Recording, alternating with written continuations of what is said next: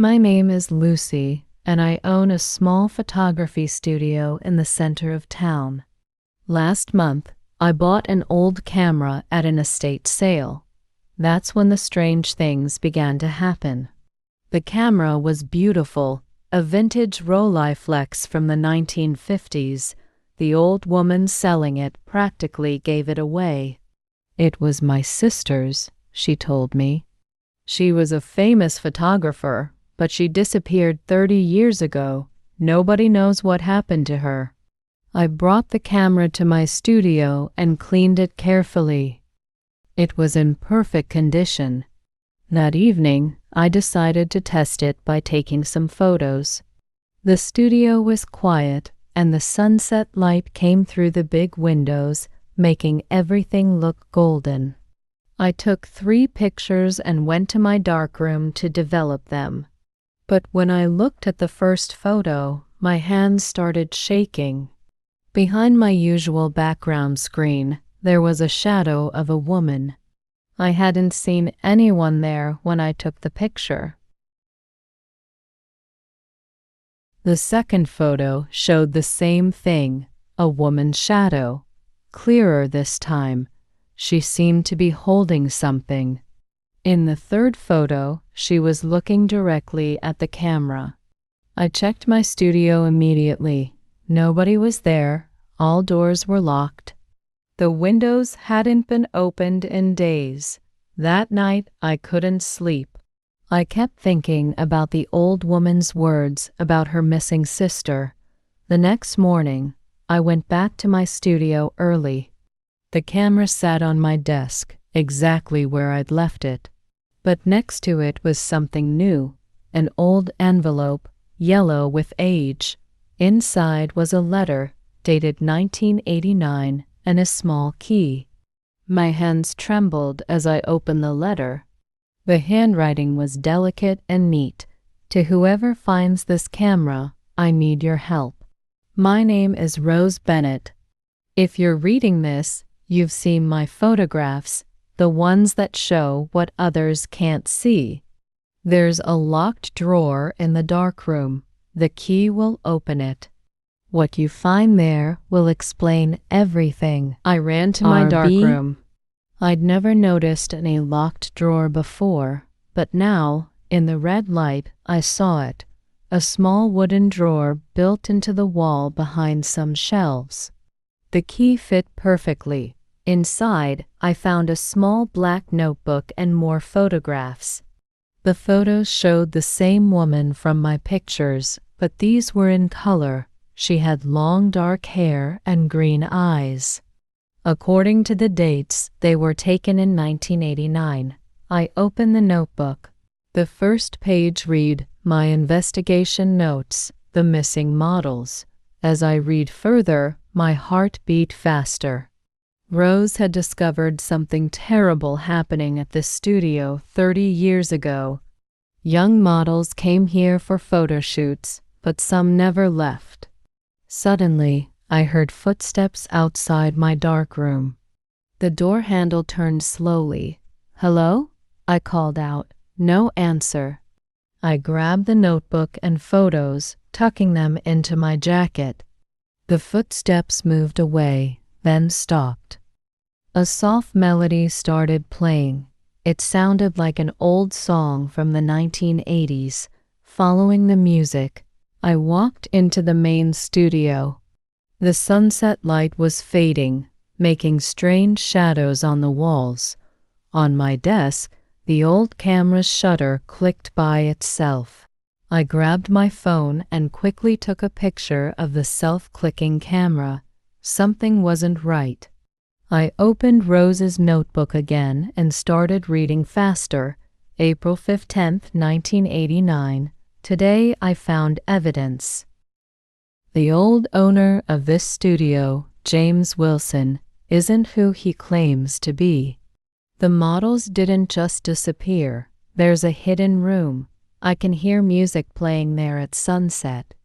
I've taken photographs, but I need to get inside to prove everything. If anything happens to me, the truth is in these pictures. I looked at the photos again. In one of them, Rose had captured a reflection in a mirror.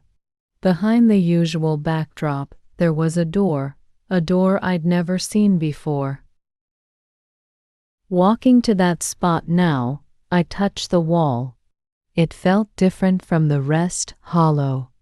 I pressed gently, and to my surprise, a small panel moved. The music got louder. It was coming from behind the wall. My phone rang, making me jump. It was Lisa, my assistant. "Lucy, are you still at the studio? There's an old man here asking about a camera. He says he used to own your building." My heart stopped. "What's his name?" "James Wilson.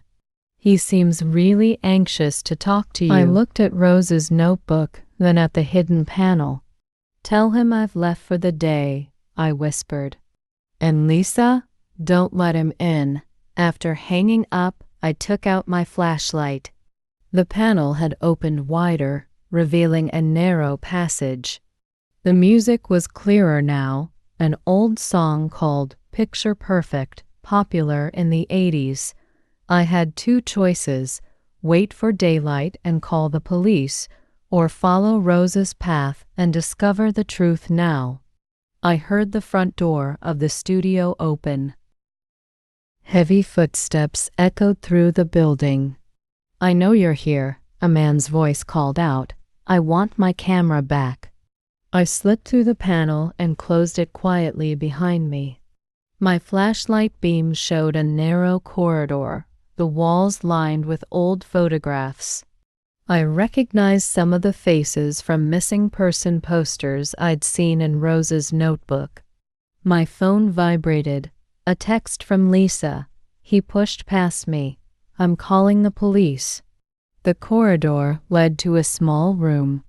In the dim light, I saw old photography equipment, chairs, and something that made my blood freeze. Dozens of modeling portfolios, all dated 1989 or earlier. Each one had a red X marked through it. The music was coming from an old record player in the corner. Next to it sat a collection of photographs, not professional shots, but private ones. They showed James Wilson with different women, all smiling at fancy restaurants or parties. The last photo in each series showed the same women looking terrified. Suddenly, the music stopped. 30 years, a voice said behind me. 30 years keeping the secret, and now you found it, just like Rose did. I turned slowly. James Wilson stood in the doorway, holding Rose's old camera. He looked exactly like the man in the photographs, just older. "Those models," I said, trying to keep my voice steady, "what happened to them?" "They wanted to be famous," he smiled. "I made them permanent art. And Rose? She became my masterpiece." He raised the camera, but before he could take a picture, a bright flash filled the room. Behind him stood a woman with long dark hair, holding a modern camera. "Lisa?" I gasped. "No," she said. "I'm Rose's daughter. We've been waiting 30 years to catch him." The police sirens wailed outside the building. Wilson tried to run, but he was too old, too slow. I blocked one exit while Rose's daughter "I've been tracking you for years," she said. "Every city, every photography studio. Mom left clues in all her pictures, but I needed proof of this room." Wilson laughed, a hollow sound. "You can't prove anything. These are just old photos." But he was wrong. In my jacket, I still had Rose's notebook. And there was something else. Each model's portfolio contained a letter written in their own hand, describing what Wilson had planned to do. The police burst in, flashlights cutting through the darkness. As they handcuffed Wilson, I noticed something odd about the camera he'd been holding. There was a small compartment in its base. Inside, we found a single photograph of Rose, dated the night she disappeared. On the back, in her handwriting, "He won't stop with me. The camera sees everything. Find the hidden room." Later that night, sitting in my studio with Rose's daughter, her name was Rachel, we developed the last photo I'd taken with the old camera. It showed Wilson in the secret room, but he wasn't alone. Behind him was a shadowy figure, a woman with long dark hair. "Mom was always watching," Rachel said softly. "She made sure her camera would show the truth, even after she was gone." I looked at the vintage Rolleiflex, now tagged as evidence. "What happens to the camera now?" Rachel smiled. "It's done its job." Mom would say some cameras are meant to capture memories, but this one was meant to capture justice. The next morning, the newspapers ran the story. Photographer's 30-year-old cold case solved. In my studio, where the old camera used to sit, I placed a photo of Rose. Her eyes seemed to twinkle with satisfaction, knowing her final picture had helped catch her killer.